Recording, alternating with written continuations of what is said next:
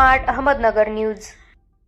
नदीम अकबर खान यांच्या मृत्यूबाबत चौकशी करून तातडीने तपास करण्याबाबत विनंती महापोलीस अधीक्षक साहेब अहमदनगर जिल्हा यांना निवेदन देण्यात आले आहे। सविनय निवेदन असे की नदीम अकबर खान वय 42 वर्षे राहणार बाबा बंगाली अहमदनगर यांचा वाळूंज बायपास नगर सोलापूर रोड अहमदनगर येथे मृत्यू झालेला आहे।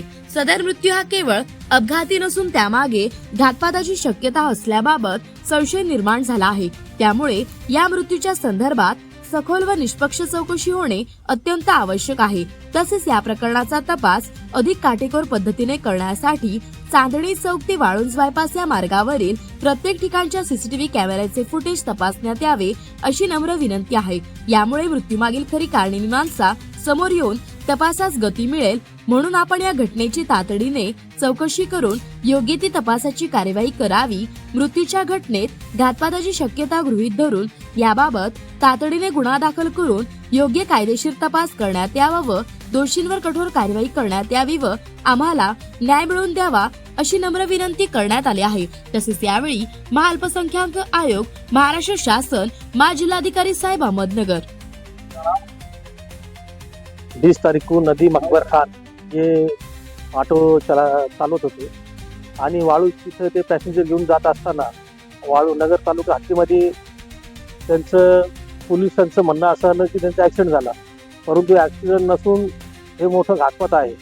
त्यासाठी आम्ही सर्वजण, माझे सर्व मित्र परिवार, त्यांचा परिवार, आम्ही सर्वजण येऊन पोलीस अधीक्षक साहेबांना भेटलेलो आहोत। तर ह्या मागं काय मोठं षडयंत्र असू शकतं असा आमचा पूर्ण संशय आहे।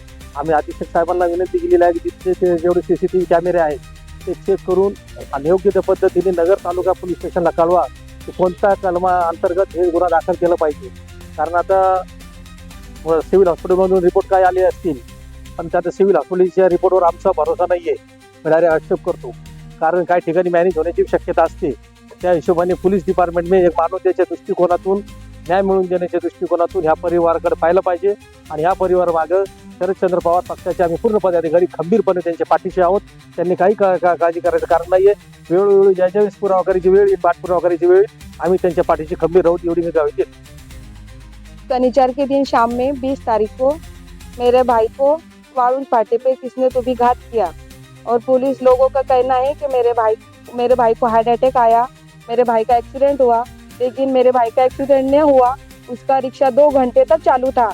मेरे भाई को किसी ने तो भी मारा, जानबूझकर उसको किसने तो भी मार दिया। उसकी, मेरे भाई की किसी से दुश्मनी नहीं थी, लेकिन फिर भी उसको किसने तो भी मार दिया। पैर में बहला फुसला के उसको वहाँ ले जाकर मार दिया मेरे भाई को। मेरे भाई को इंसाफ दिलाने के लिए हम साहब के पास आए। साहब बोल रहे हम लोग चौकसी करेंगे, लेकिन चौकसी में मेरे को मेरे भाई के लिए न्याय चाहिए, क्योंकि मेरा भाई बेकसूर है। उसने कभी किसी से कोई झगड़ा नहीं किया, कोई फसाद नहीं किया, हर गरीब की, सबकी मदद करता था। मेरा भाई चलते फिरते लोगों की मदद करता था, गरीबों की मदद करता था। मेरा भाई अपंग लोगों को रिक्शा में फ्री में छोड़ता था बिना पैसे का, और मेरे भाई का ऐसा कर दिया उन लोग ने। और मेरे भाई का एक्सीडेंट नहीं हुआ, अगर मेरे भाई का एक्सीडेंट होता तो उसका हाथ टूटता, उसका पैर टूटता। उसको सिर्फ एक ही जगह उसको चोट लगी है, उसको किसी ने तो भी रॉड से पीछे से मारा है। कोई हमारी मदद नहीं कर रहा। हमारी मदद करने के लिए आप इस साहब को हमने बहुत रिक्वेस्ट करे कि मेरे भाई को इंसाफ दिलाओ, लेकिन साहब बोल रहे कि तुम्हारी को बहुत इंक्वायरी करना पड़ेगी। हम सीसीटीवी फुटेज देखेंगे, हम हमारी तरफ से पूरी कोशिश करेंगे। आप भी हमको हमारे भाई के लिए न्याय दिलाओ। मेरा भाई बहुत अच्छा था, बहुत अच्छा था, लेकिन देखो ना अल्लाह का कैसा हो गया। अल्लाह ने उसको एक पल का भी मौका नहीं दिया। किसी ने उसको ऐसा लेकर चले गया कि उसने हमको बात भी नहीं किया। वो मेरा भाई सिर्फ बोला मेरे को मैं 10 मिनट में आता। उसकी बीवी का बर्थडे था तो वो बोला तू रेडी हो, मैं 10 मिनट में आता हूँ। उसका पूरा फोन लोकेशन सब चालू था और 20 मिनट के बाद उसका फोन ही बंद हुआ। आधे घंटे के बाद मैंने फोन ट्राई की तो डायरेक्ट पुलिस ने फोन उठाए। 7:45 बजे मैंने सर का मेरे को फोन आया था, ये कौन है, क्या है। मैंने सर को सब बताई। सर बोले उसका एक्सीडेंट हुआ, लेकिन ये एक्सीडेंट नहीं था, मेरे भाई को मार दिए, किसी ने तो भी मेरे भाई की जान ले ली। क्योंकि मेरा भाई कभी किसी से झगड़ा नहीं करता था, कभी किसी को ऊंची आवाज में बात नहीं करता था। मेरे बहन को, सबको बहुत जान लगाता था मेरा भाई। मेरे भाई को इंसाफ दिलाओ।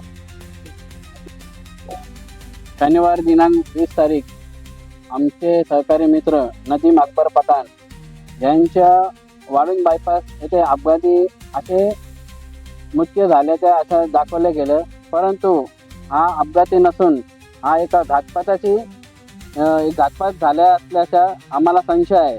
तर यासाठी आम्ही आज सर्व त्यांचे मित्रपरिवार इकडे आई वडील त्यांच्या समोर मान्य अधीक्षक साहेब यांना मृत्यूची चौकशी करण्यासंदर्भात त्याच्यावर एक सखोल चौकशी आणि त्या भागात जेवढे CCTV कॅमेरे आहेत त्या चौकशी करण्यासंदर्भात त्याची तपासणी करण्यात यावी योग्य पद्धतीने.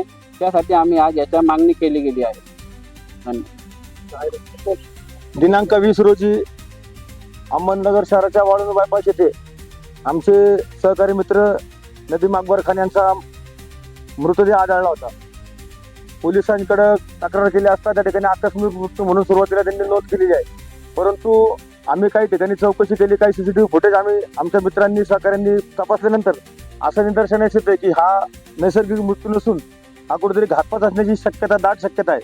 आणि त्या अनुषंगाने त्यांच्या परिवाराला घेऊन, त्यांच्या मित्र परिवाराला घेऊन आज आम्ही या ठिकाणी कलबुर्गी साहेबांकडे आम्ही आलो होतो. त्यांची भेट घेतली, त्यांना सविस्तर आमची सगळी तक्रार काय ते सांगितलं, त्यांना निवेदन दिलं आणि पोलिसांमार्फत संपूर्ण सहकार्य करण्याचं आश्वासन या ठिकाणी आम्हाला कलबुर्गी साहेबांनी दिलेलं आहे. पुढच्या येत्या 2-4 दिवसामध्ये म्हणजे जबाब पण घरच्यांचे होणार आहेत, त्यामध्ये पण सुद्धा ह्या गोष्टी त्यांनी नमूद करण्यासाठी आम्हाला सांगितलेलं आहे की तुमची काही तक्रार असेल, तुमचं काही शक्य असेल तुम्हाला ते तुम्ही मांडा. त्या पद्धतीने जो काही तपास आहे तो तपास करून 100% मृताला न्याय मिळवून देण्याचं काम या ठिकाणी पोलीस प्रशासनाच्या माध्यमातून आम्ही करणार आहोत. जय भीम.